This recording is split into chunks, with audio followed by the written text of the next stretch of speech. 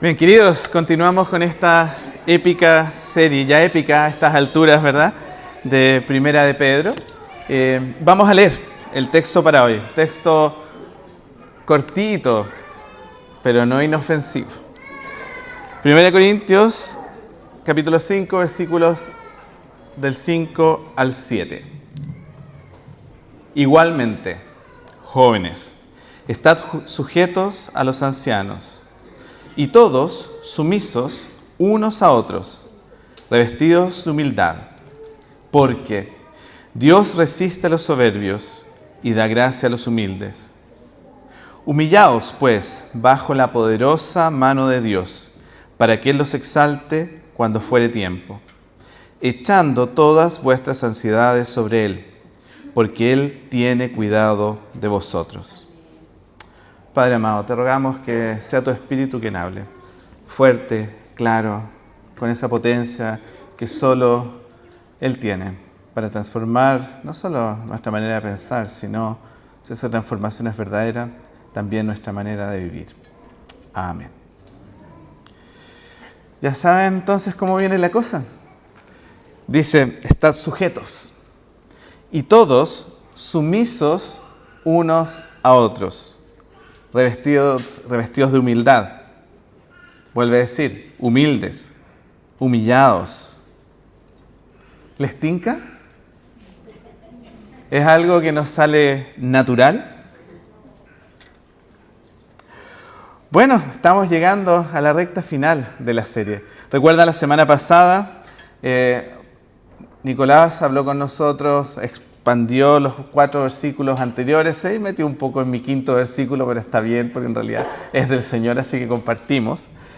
Y el título era Dios pastorea su iglesia. Y el texto era muy claro. No hay forma de liderar sin sumisión.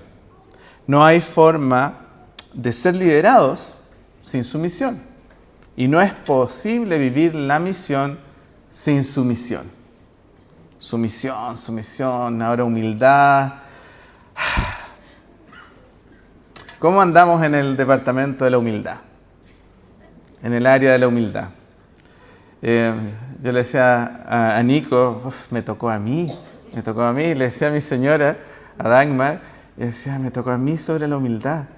Y ella me decía, bueno, probablemente eres uno de los más capacitados para hablar acerca de la humildad, porque el Señor ha trabajado harto con tu orgullo, ¿no es cierto? ¿A quién le gusta someterse? Por favor, que se pongan de pie los humildes. Allá, 2. No, está sosteniendo la guagua. Bueno, ok. Cambio la pregunta, porque levanta la mano si te gusta ser humillado. No es cierto. Definitivamente, todos necesitamos ser exhortados, yo el primero, en este tema, donde podemos titularlo El pueblo de Dios y la humildad. Y haremos esto no como a mí se me ocurre, sino como el pasaje lo presenta, y son 3 puntos. Curiosamente, siempre son 3 puntos. Humildad hacia los demás, humildad delante de Dios y humildad y angustia. Vamos a ver de qué se trata. Pensemos un poco en esto de humildad. Este famoso pastor y teólogo, Tim Keller, solía explicar y hacer énfasis que la humildad no se trata de pensar menos de uno mismo, definitivamente no se trata de pensar más de uno mismo, sino pensar menos en uno mismo y más en los otros y sobre todo más en Dios. O sea, no pensar menos en mí. No pensar menos en mí, ese es el punto. No tenemos que quedarnos pegados en pensar en nosotros. La persona humilde está tan entusiasmada amando a Dios y sirviendo a los demás que deja de ser el centro de atención de él mismo o de ella misma. Y eso es difícil, porque somos mandados a hacer para ser el hoyo del queque, eso nos nace naturalmente. O tal vez solo un problema de los jóvenes. Y por eso el pasaje se enfoca en los jóvenes, porque dice igualmente, jóvenes, estad sujetos a los ancianos. Igualmente tiene relación con lo que se venía diciendo antes, que los líderes de la iglesia son llamados a la humildad, a la dependencia en Dios, y los más jóvenes son llamados a no ser orgullosos, a estar sujetos a sus líderes con humildad. Ahora, esto de los jóvenes, podríamos decir, bueno, es para gente como, no sé, los que estaban en la foto, nuestro grupo de adolescentes. O ya estiremos un poco y podemos llegar hasta, ya si lo estiramos así como un chicle, hasta Kenneth, ¿verdad? O si lo estiramos así como con harto entusiasmo, no sé, pues, no lo podemos estirar hasta Andrés, ¿no es cierto? Ya creo que ahí me encantaría que lo pudiéramos estirar hasta ahí, porque entraría yo también. En el fondo, esto de los más jóvenes es para todo el resto. O sea, los líderes de la iglesia en general, son los ancianos de la iglesia, los presbíteros de la iglesia, son los mayores de la congregación normalmente, porque el fruto del Espíritu requiere tiempo para llegar a la madurez espiritual. Entonces somos exhortados al final todos, en la sección anterior, los líderes, los pastores, a resistir la tentación de liderar en el propio nombre de uno y de acuerdo a las ideas de uno.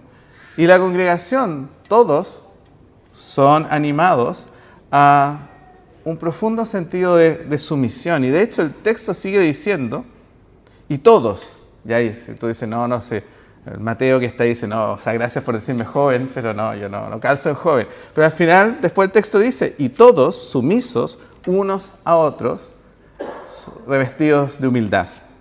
O sea, no queda títere con cabeza. Todos somos llamados a someternos los unos a los otros en humildad.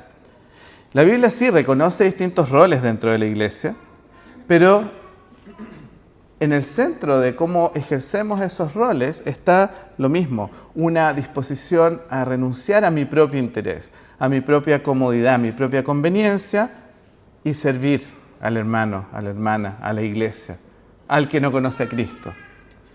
Porque la esencia del amor comunitario es el servicio.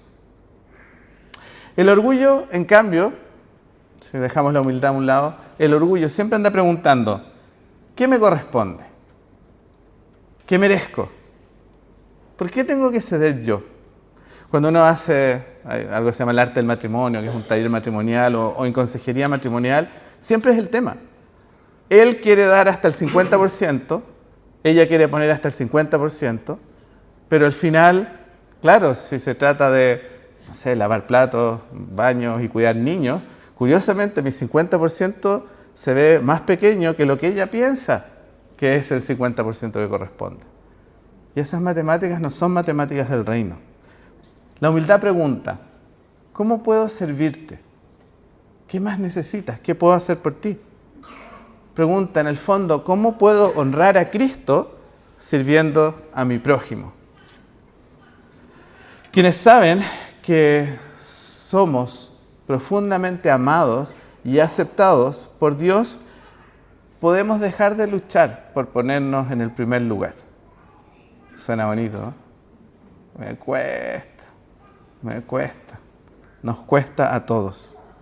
Si todavía necesito demostrar mi valor, esto de defender constantemente mis derechos o ganar todas las discusiones, nunca va a permitir que me someta a otro, si mi agenda es tener la razón. Incluso bien intencionado como al evangelizar, al compartir, ¿no es cierto?, acerca del amor de Dios con otro. Puede ser que de repente uno pierda el foco y esté más preocupado en ganar el punto o la discusión que demostrar el amor de Cristo y que efectivamente las puertas queden abiertas para otra conversación. Pero si mi identidad está segura en Cristo, soy libre para dejarlo, ceder. Soy libre para escuchar más que para hablar, para servir más que para ser servido. Y hasta, si mi identidad está segura en Cristo, hasta sufrir injustamente. ¿Cuántas discusiones vemos? No, si yo ayer limpié la cocina. No, si no me toca hoy día a mí. No, si... Ceder, amar. ¿Por qué? Porque sé quién soy y mi vida está segura en Cristo. Entonces, en este primer punto está clarito, corto, preciso. Es bueno y necesario ser humildes.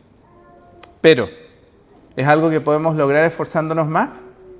¿Tratando más? Esto de ser humilde tal vez es un llamado para la iglesia a ser un buen equipo, bien coordinado. Tú eres humilde, yo soy humilde, tú sirves, yo sirvo, damos pase y gol de humildad. Y todos van a saber aquí que somos más humildes que la iglesia que viene después que nosotros. Ay, no, ya no es cierto, no puede por ahí ir la cosa. Si así fuera, si fuera una competencia con no sé quién, o si fuera un esfuerzo solo propio, o ya corporativo, ¿dónde quedó Dios? ¿Cuál es el rol de Dios? ¿Lo invitamos por último de actor de reparto? ¿O no debería ser acaso protagónico? Si lo pensamos solo como nuestro esfuerzo, estamos dejando a Dios cesante, irrelevante. Entonces no es suficiente que nos quedemos en el primer punto, por eso no es solo, eso ni siquiera es el primer versículo, ¿verdad? Es la primera parte del primer versículo. Porque si realmente vamos a hacer algo bueno y vamos a poder vivir algo de humildad, tiene que ser precedido por lo que viene después, esta humildad delante de Dios. ¿Cuál es la alternativa natural a la humildad? El orgullo, la soberbia, la autosuficiencia, todos son sinónimos. ¿Has tratado con ese plan? ¿Has tratado de vivir así? ¿Has tratado, aunque sea un día de tu vida, que te resulte bien por vivir así? Es un mal plan, es muy malo, porque, sigue diciendo nuestro texto, Dios resiste a los soberbios o a los orgullosos y da gracia a los humildes. ¿En qué equipo quieres estar? No sé por qué equipo estabas ayer celebrando, apoyando, ¿verdad? Larga historia porque nosotros era Noruega. Pero esta es una historia interesante, pregúntele a Dagmar, mi señora. ¿Dónde quieres estar? ¿En el lado donde Dios te resiste, el Dios todopoderoso, creador del cielo y la tierra? O sabes cómo hacer estos gallitos y claramente sabemos quién gana ahí. ¿O quieres estar del lado de los humildes y recibir esta gracia, este amor de Dios? Ahora, ¿por qué Dios le tiene mala a los orgullosos? ¿Por qué resiste a los soberbios? Esto yo lo iba a hacer, pero después iba a dejar la escoba y no sé. Imagínate un vaso lleno. El vaso está lleno. De lo que prefieras, obviamente, agua o cerveza, alguien dirá, no sé, pero está lleno el vaso. Y tú continúas echándole más. ¿Qué va a ocurrir con esa agua que le echas? Se va a desperdiciar. No entra más agua. Sí, obvio, no entra. ¿Por qué no entra? Porque el vaso ya está lleno. Y así ocurre con nuestro corazón orgulloso. Si estamos llenos e intoxicados de nosotros mismos, estamos llenos. Y no es como que le vamos a agregar un poquito así de aderezo, de evangelio o de Dios, y eso va a hacer una diferencia. Si estamos llenos y anclados en nosotros mismos, no vamos a tener necesidad de Dios.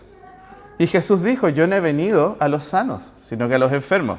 El problema es que se lo decía a los fariseos, que estaban seguros que ellos sí que eran decentes y no necesitaban a este Jesús. Todos estamos enfermos, todos estamos necesitados, todos necesitamos de Dios. Ahora, permanecer en el orgullo, que es nuestro estado natural, es tremendamente peligroso y tiene consecuencias. El mismo Pedro, sí, bien intencionado, antes de la cruz, ¿qué le prometió a Jesús? Aunque todos te abandonen, yo nunca. ¿Estaba seguro? ¿Estaba mintiendo? No. ¿Lo creía así? Sí. ¿Estaba comprometido? Sí, estaba absolutamente comprometido y confiado en sus propias fuerzas. ¿Y qué ocurrió? Y lo sabemos, horas después negó a Jesús 3 veces. Y luego lloró desconsoladamente. Reconoció su fracaso y fue restaurado por Cristo, si no hay por qué quedarse en el hoyo. Mientras Pedro fue orgulloso, Dios, porque lo amó tanto, quebrantó esa autosuficiencia y lo llevó al punto de ser humilde, y ahí recibió la gracia abundante y llegó a ser un pastor fiel, y hasta ahora estamos disfrutando de su ministerio. No es casualidad que años después escribiera, Dios resiste a los soberbios, pero da gracia a los humildes. Él lo había aprendido en carne propia, no era bla bla abstracto para él. Dios no resiste al orgulloso porque disfrute rechazándolo. Lo resiste porque el orgullo compite por Dios en nuestro corazón. En cambio, el humilde reconoce su necesidad y por eso está en condiciones de recibir esa gracia. El humilde tiene las manos abiertas. Dame, Señor. El orgulloso cerrado. Yo puedo solo. Si comprendemos esto, nos hará todo el sentido del mundo la exhortación que hace Pedro en el versículo 6. Humillaos, pues. O por lo tanto, si has entendido esta la humildad, humillaos, pues, bajo la poderosa mano de Dios, para que Él los exalte cuando fuere tiempo. Esto me hace pensar en el libro de Éxodo, en el Antiguo Testamento. Vemos a este joven José que pasó por sus años de orgullo, autosuficiencia, etc., pero que luego Dios lo llevó a Egipto y estuvo 13 años como esclavo y prisionero. Y ahí estuvo esperando por la liberación del Señor. Humanamente, uno puede decir, tenía razones para rebelarse, tratar de manipular la situación, desesperarse. Sin embargo, esperó el tiempo de Dios. Y cuando llegó el momento, no fue José el quien hizo una estratagema o algo y se ascendió al mismo, se liberó al mismo. Fue Dios quien lo exaltó y lo puso como, no solo una persona libre, no solo una persona importante, sino como la más importante, el gobernador de Egipto. Y la lección es clara. ¿Qué busca nuestro orgullo? ¿Qué busca mi orgullo? ¿Qué busco yo? Busco manejar los tiempos y las situaciones, aunque sea bien intencionado para un buen fin. Pero si el medio es mis fuerzas, mi agenda, liderado por mi orgullo, no estamos bien. La humildad, en cambio, nos hace esperar en el Señor, recordar que yo no soy Señor de mi vida, sino que Él es el Señor. Y esperar hasta que Dios abra la puerta, hasta que Dios responda.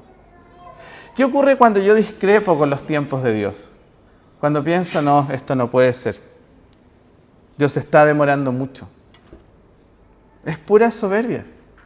En el fondo, estoy diciendo que si yo fuera Dios, haría la pega mejor que el Dios único y verdadero.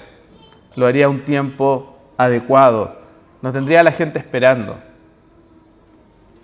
No nos damos cuenta cuán orgullosos somos. Y eso nos lleva a la pregunta, ¿en qué situación estás hoy día en que estás esperando una respuesta del Señor? ¿Qué es lo que realmente tú quisieras que el Señor no solo respondiera hoy día, sino que hubiera respondido ayer, hace una semana? ¿Sientes que Dios está demorando? ¿José habrá sentido que 13 años de esclavo y prisionero era un poco mucho? ¿José habrá pensado que Dios está demorando demasiado? ¿Qué piensan ustedes? Yo creo que sí, pues. O sea, 13 años. 13 meses es largo, 13 días para esperar a veces una respuesta del Señor se nos hace largo. Y eso nos lleva también a la pregunta, si estás esperando algo, si estás deseando algo fervientemente, ¿estás albergando resentimiento en tu corazón? ¿Te estás revelando ahí? A veces inconscientemente, porque es difícil reconocer que uno sí está revelándose, le está agarrando mal a Dios. Pero pasa, los sentimientos ocurren. Precisamente por eso nuestro pasaje no solo queda en enfatizar primero la importancia de la humildad a los demás y después exhortarnos que tenemos que ser humildes ante Dios, sino que termina reconociendo el hecho que algo ocurre, hay una conexión, una tensión entre el ser humildes frente al Señor y enfrentar esta tentación de la angustia. Y la tentación, sabemos, no es pecado, o sea, la tentación es que llegas a la bifurcación, ¿no es cierto? Ya, soy humilde y espero en el Señor, esa es la voluntad de Dios, o caigo en la tentación y me voy por el desvío de a mi manera, y yo resuelvo y yo enfrento esto. Y a veces, o sea, es cosas que son muy importantes. O sea, yo recuerdo cuando nuestra hija mayor era pequeña y esas crisis asmáticas, que no es como que le dolía algo, no es que tal vez, no podía respirar. Y tú estabas orando y clamando y lo llevabas a urgencia y te tocaba esperar y finalmente la atendía, pero ya estabas mirando la saturación de oxígeno, cómo iba la cosa. Dagmar pasó 2 cumpleaños seguidos en el hospital con la Rocío, porque justo caía. Y esa tensión que se genera. Y el problema es aún mayor. Muchas veces no solo es que sentimos esta gran angustia, sino que la angustia nos puede llevar a empeorar la situación. Ejemplos de estos hay muchos. Si pensamos en el Antiguo Testamento, Abraham y Sara, Dios le da la promesa que iba a darles un hijo. Ellos esperaron, se angustiaron y encontraron la solución. Sara le pasa a la esclava Agar a Abraham para pegarle una ayudadita a Dios para que cumpla su promesa. La angustia nos puede llevar a la ansiedad, nos puede empujar a caer en otra tentación. La fe nos llama a esperar. ¿Cómo responder? ¿Cómo esperar? ¿Cómo ser humilde? Nuevamente no podemos. Necesitamos el Espíritu Santo. Pedro sabía que Jesús era el Mesías. Sabía, pero él no podía aceptar, no podía estar de acuerdo con la manera en que Jesús mismo decía que tenía que padecer, morir en la cruz, sufrir. Él no quería, él lo quería a su manera. Nosotros lo queremos a nuestra manera, no a la manera de Dios. Pero la respuesta para Pedro, en su momento, y para nosotros es la misma, y es la que él nos escribe, que echando toda nuestra ansiedad sobre Cristo, porque Él tiene cuidado de vosotros. Podemos descansar en Él, no nos va a dejar botados. Esta ansiedad que nace del orgullo, cuando queremos tener el control, cuando nosotros queremos controlar y responder, no es de Dios. La humildad, en cambio, espera y confía en el tiempo del Señor. Porque el Señor es confiable, porque el Señor ama a su pueblo. El mismo Pedro, años después de haber sido restaurado por Jesús y cuando era un connotado líder de la iglesia, volvió a pisar el palito. Y esta polémica con los Gálatas, ¿no es cierto? Él comía y todo con gentiles, con los no judíos, porque Jesús enseñó eso. Pero viene gente de Jerusalén y lo empieza a cuestionar.